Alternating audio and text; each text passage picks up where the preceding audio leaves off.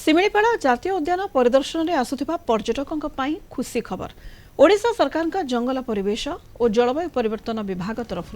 मयूरभंज जिला बांगिरीपोषी ब्लॉक ब्राह्मणगाँ पंचायतर तालबंध शुभारंभ है नेचर कैंप और जंगल सफारी।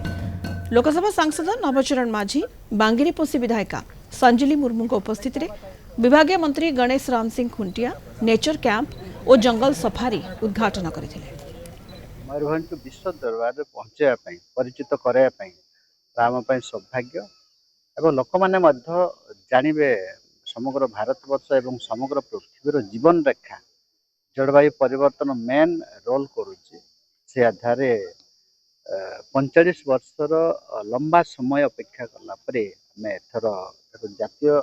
उद्यान हिसाब से नेशनल पार्क हिसाब से ओडिशा सरकार घोषणा कर। तो बहुत खुशीर कथा आगामी दिन में बहुत विकास व पर्यटन क्षेत्र ता सहित विशेष करिकी मोर अंचलवासी जो माने दीर्घ वर्ष अपेक्षित थिले बहुत लोकों रोजगार हो पार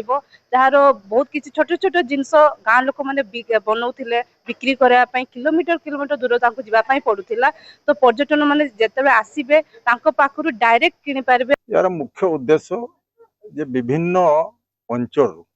जो पर्यटक माने आसुचंती तांकर गुटे रहिबार सुविधा एमती नथिला। पर्यटक आसीबा संगे संगे ये अंचल मध्य ये रास्तार यही एरिया निश्चित रूप आर्थिक विकास सुनिश्चित हम। हमारा 10टी लग्जरी टेंट अच्छी तापरे हमारा ये सफारी करने को 4-5टा गाड़ी में रखिलु ओपन जीप सफारी आगु हमारा चाला टूरिज्म जोन जीवा को लोक बराई पानी है कि जीवा को पड़ूला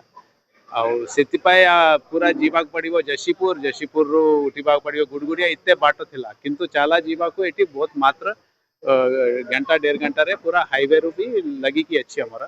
तेणु ये आम ओपन जीप सफारी भी चली पुणी थरे आउ गोटे नुआ स्थान तालबंध जोटा कि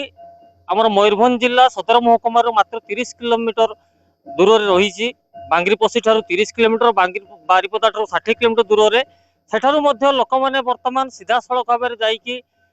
स्वतंत्र भाव में एठारे जो व्यवस्था कराई इको टूरिज्म रो गठन करा कटेज तैयारी एवं सेठारे रही तो स्वतंत्र जो गाड़ी रही गाड़ी माध्यम सिमिलपाल भीतर को जिबे